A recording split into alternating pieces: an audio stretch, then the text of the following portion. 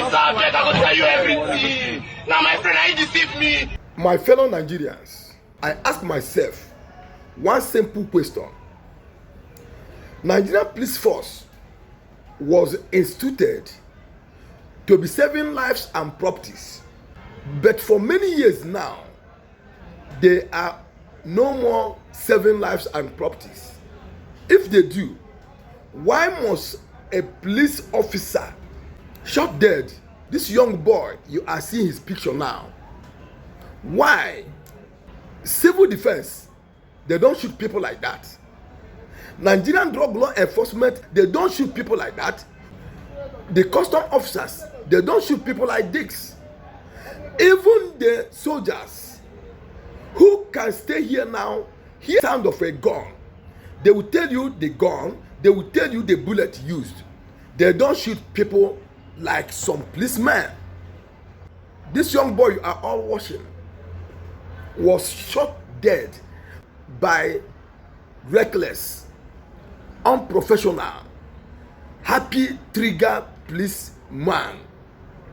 Why? Now listen to hear what happened. Officer, I go tell you everything. Now, my friend, I deceive me. On Sunday, April 26, 2026, 28-year-old Mena went to the Frunmen Motor Park in Delta State to pick up a Waybill package. Mena was not picking up the package for himself. He was running an errand for a friend, a simple favor that should have taken just a few minutes. He had no idea that this act of kindness would cost him his life in the most brutal way imaginable. When Mena arrived at the motor park, he went to collect the package. The park attendant who handed it over to him immediately noticed something unusual. The package was small in appearance, but it was very heavy, much heavier than its size suggested.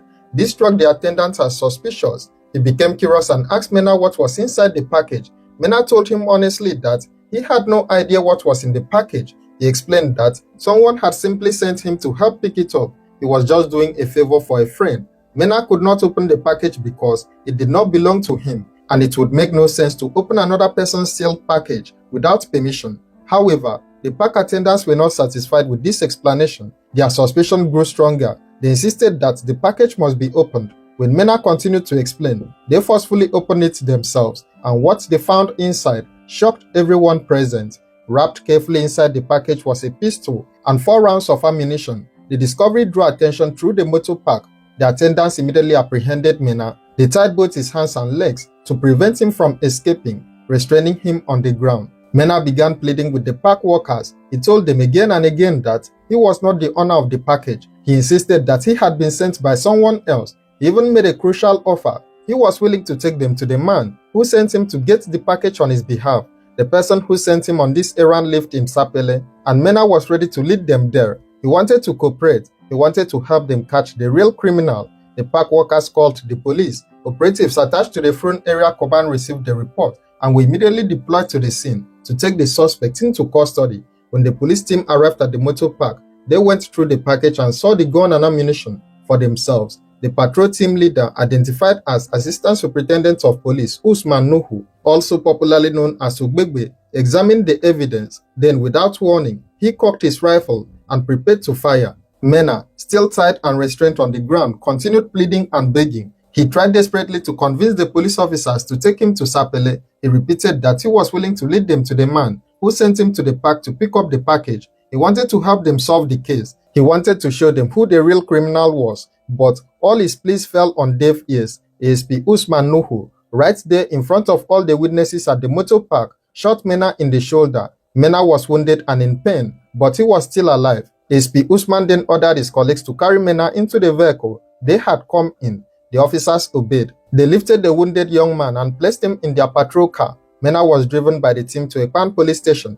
During the entire journey, he received no form of first aid, and the reason will later be made clear by their actions. When they arrived at the police station, the proper procedure would have been to report the situation to the area commander, ACP Ali Yoshaba, who had reportedly instructed them to pick up the suspect in the first place. But ASP Usman Nuhu did not follow the procedure. Instead of reporting to his superior, instead of allowing any investigation or due process, ASP Usman Nuhu allegedly did something unthinkable. He allegedly fired 3 more shots at Mena, who was still alive despite the first gunshot wound. The 3 additional bullets ended the young man's life right there at the police station. Mena, also known by his stage name Ojimillion, was a young upcoming music artist. He had been executed without trial, without investigation, and certainly without any chance to prove his innocence or even lead the police to the real culprit. The sounds of the gunshots from ASP Nuhu at the police station alerted ACP Aliyu Shaba. When the area commander heard the shots, he rushed out to see what was happening. Upon seeing the situation and understanding what had occurred, he immediately took action. He ordered that ASP Nuhu be disarmed, handcuffed, and detained on the spot.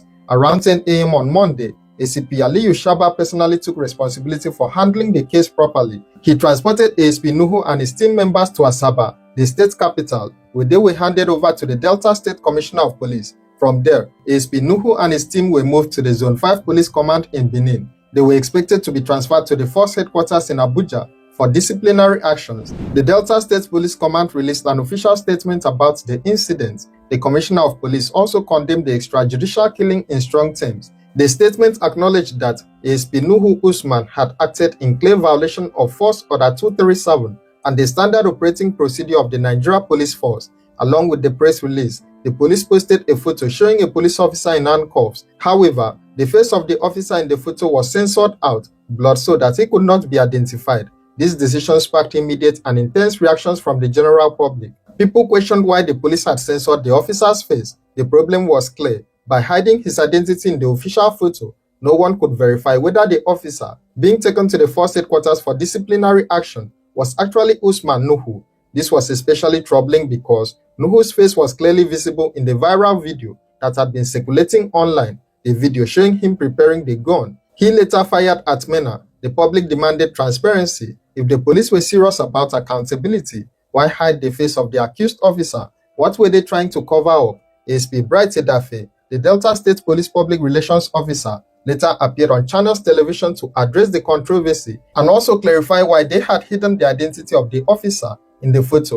We covered his face, so people are wondering, are you sure this is the person you took to Abuja? There's a lot of trust to be built, so why cover his face when his face is already out there? All right. Sir is first a Nigerian. It's part of the criteria to be a police officer. You must be a Nigerian. And the Nigerian Constitution has stated it clearly that media parade is not the way forward. If you observe, even when we are parading kidnappers, armed robbers, defilement suspects, rape suspects, we blur their faces, we cover their faces, or we take them from behind. So by this man being a police officer who is now a suspect, that does not take away that right of a Nigerian from him. That was why we had to do that. Let it not look like, oh, why be saying I reach police store now, you decide to open it. Because it is the same rule that governs every Nigerian. During the live interview, ASP Bright made a startling admission about the case. He stated that in his years of being a police officer, he had never seen such an unexplainable situation as the extrajudicial killing of Mena by Usman Nuhu.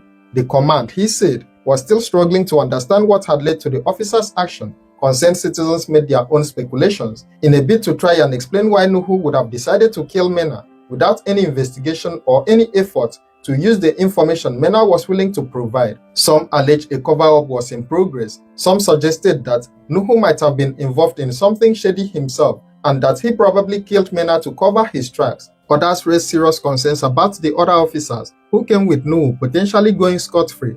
Multiple reports indicated that more than 5 police officers were involved in the incident, so why was only one person being paraded as the culprit? The other officers had been present when Nuhu shot Mena at the motor park. They had carried Mena into the vehicle, they had driven him to the police station, and they had also been there when Nuhu fired the final 3 shots that ended his life. These officers were complicit and must also be made to face disciplinary action, not just Nuhu alone.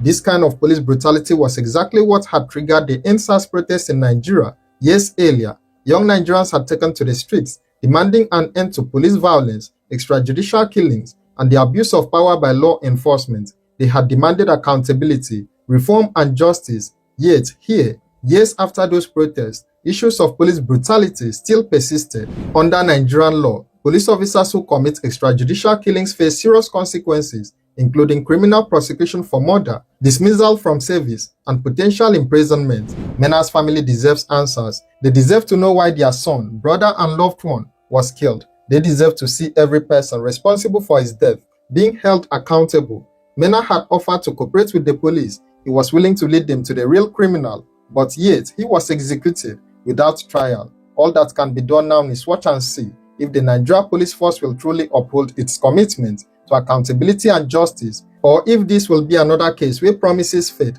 and perpetrators go unpunished. As more updates emerge in this case, you will be promptly notified. So make sure to like, share and subscribe to this channel or page so that you don't miss out on any updates on this case.